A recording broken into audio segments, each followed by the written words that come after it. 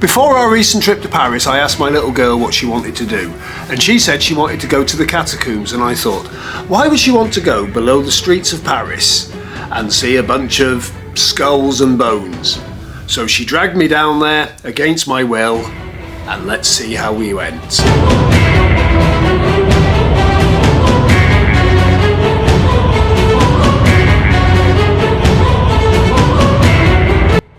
I still don't understand why a bright, intelligent girl who's got time to be in one of the most beautiful cities in the world wanted to spend it with the dead.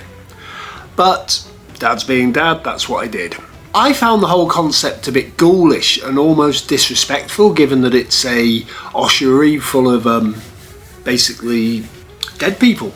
And as for getting there, the nearest metro station is Denfert-Rochereau. You know, Paris has got a great metro system, there's no getting away from it. Not as good as London, obviously, but not many are. But we decided to walk, because we were staying in Montmartre. It was about a 3-mile walk, and we always tend to get up earlier than we need to on holiday, because that's what we do. Unfortunately, the weather wasn't the best, it was a bit overcast, but we headed there anyway, but not before a spot of breakfast. Right, so I've decided we're in Paris. It's breakfast time. Let's go for something traditional, where all the French eat. And what are you fancying? Croissants. Croissants, the works. Oh look! Da, da, da. I would recommend pre-booking tickets because it really does sell out. We got there for the 9:45, which was the first slot, and the signs were already out saying no on the day tickets available.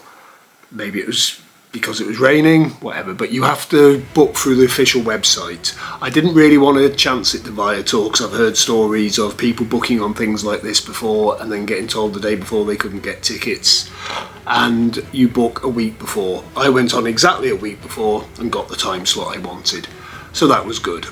So once you get in, they sort you out with an audio guide. Once you get in, they sort you out with an audio guide, which is really handy, because all the way through it there's little spots where it says number 7, number 8, and you really do learn a lot about the history. And once again, there was steps to go down.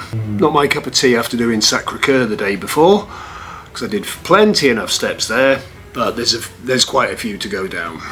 And to be honest, I was expecting a creepy vibe. I was a little bit sort of half expecting them to cash in on that, but no, you were walking into a museum space, essentially, and there was a solemn tome. I don't know what it was. I've been to some fairly solemn places. We've been to Auschwitz in Krakow. You just didn't sense anyone mucking around. There was no giggling, there was no commenting. And of course we got the history. Now I'm not going to go into depth on the history because there's loads of videos on YouTube and loads of resources for it.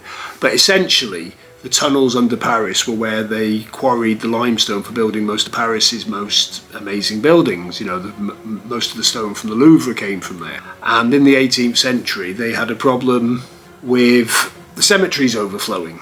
So the city decided to dig up all the cemeteries, or all the older ones, and re-entomb them down there.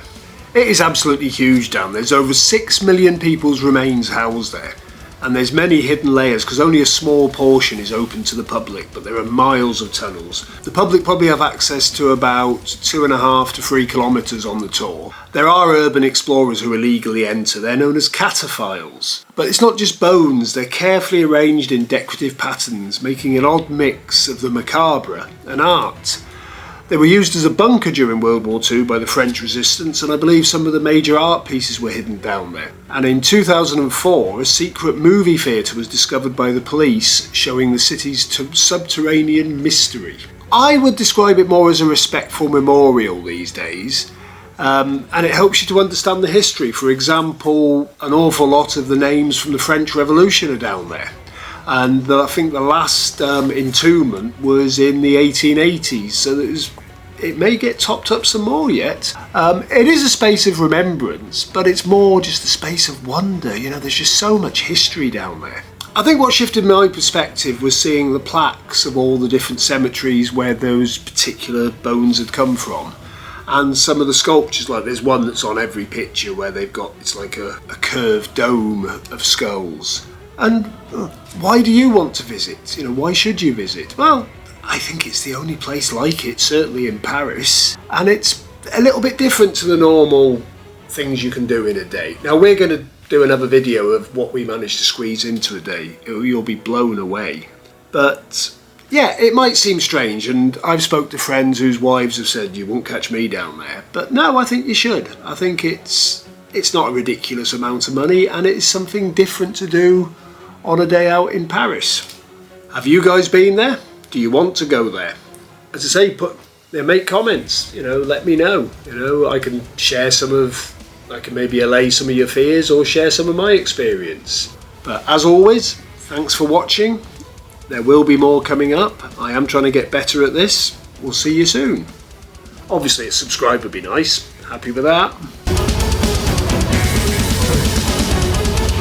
And there's Swyns' favourite place, a gift shop.